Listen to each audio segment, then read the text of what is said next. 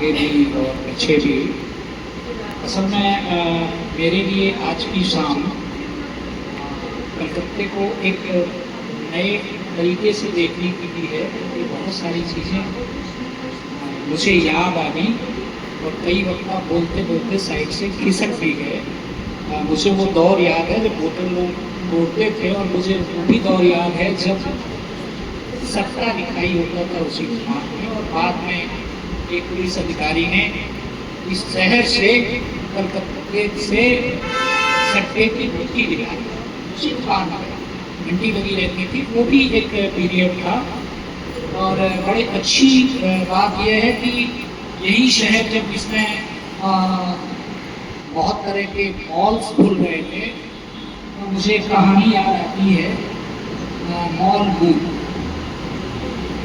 वो विचित्र तरह की कहानी है। नए नए मॉल शुरू हो रहे थे और दार्जिलिंग में आंदोलन वगैरह हो रहा था।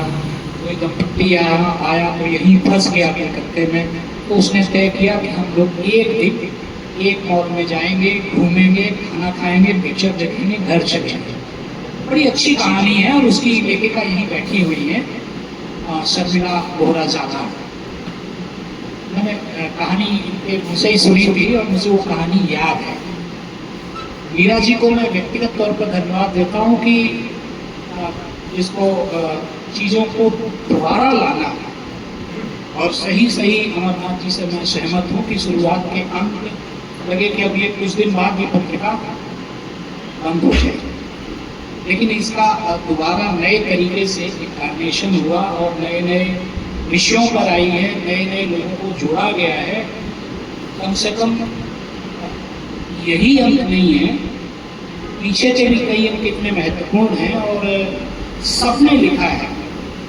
असल में ये फोटो जब फेसबुक पर जाएगा तो लोगों को कलकत्ते का जो भविष्य है, जो भूतकाल है, दिखाई देगा। वहाँ समूहनाथ जी दिखाई देंगे और अमरनाथ जी जहाँ रहते थे विलियाडांगा में, किस तरीके से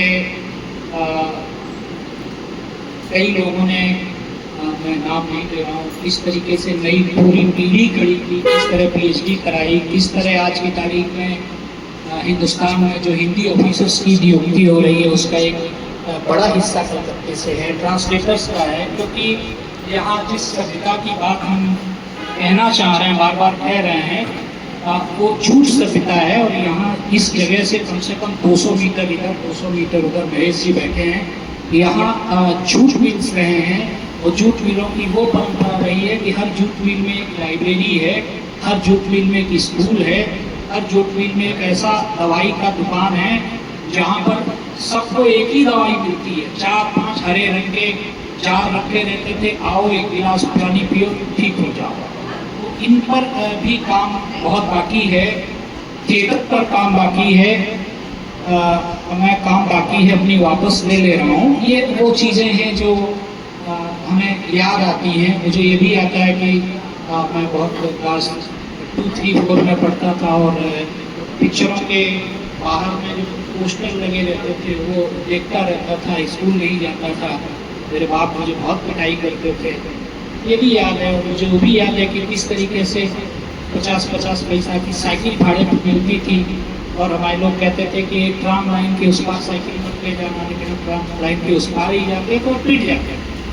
मतलब कहने का ये है कि हमारे पास वो सारी चीज़ें मौजूद हैं जिनसे हम 1911 में यहाँ से राजधानी दिल्ली चली गई, ऑफिशियल जाते जाते 1926 हो गई, लेकिन मुझे लगता है कि कई मामलों में राजधानी गई ही नहीं है, वो यही है। सौहार्द की राजधानी यही है, वैचारिकता की राजधानी यही है, वैचारिकता के लोप होने की भी राजधानी यही है। इन चीज़ों पर हमारी जो गैलेक्सी है, सोचने वालों की, लिखने वालों की, कविताओं लिखने वालों की, विशेषकर मैं अमित जी को धन्यवाद इसलिए बीच बीच में देना चाहता हूँ यहाँ से भी कि वो इतर विषयों पर शहर में कार्यक्रम करते हैं और शहर की बहुत सारी चीज़ों को जोड़ने की कोशिश करते हैं।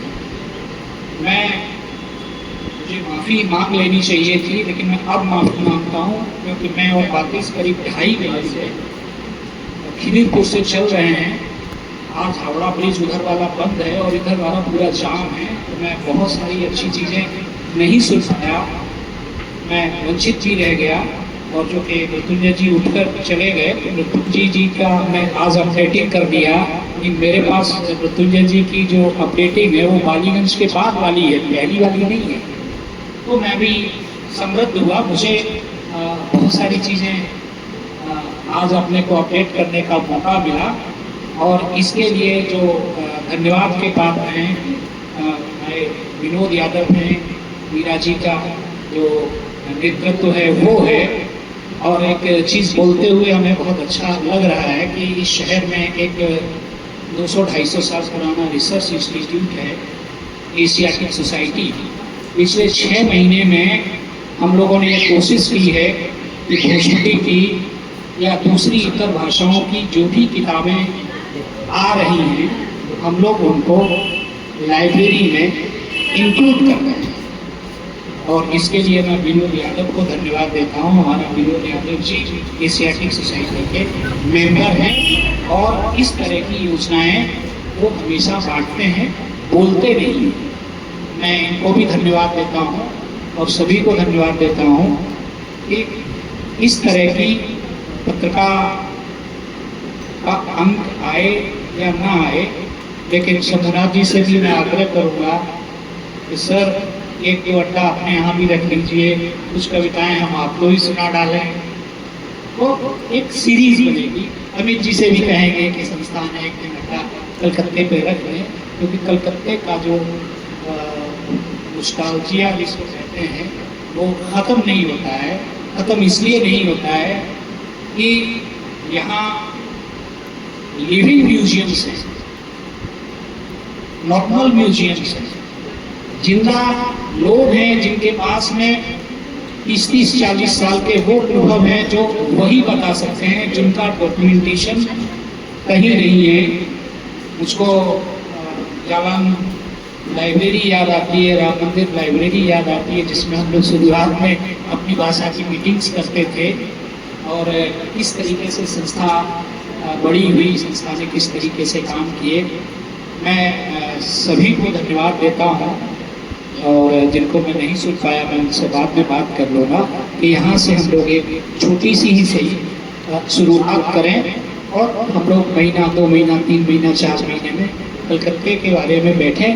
क्योंकि कलकत्ता अभी भी 300 के करीब सरकारी संस्थान हैं यहाँ, बहुत कई ऑफिसर्स यहाँ आते हैं, हम तक आ भी जाते हैं।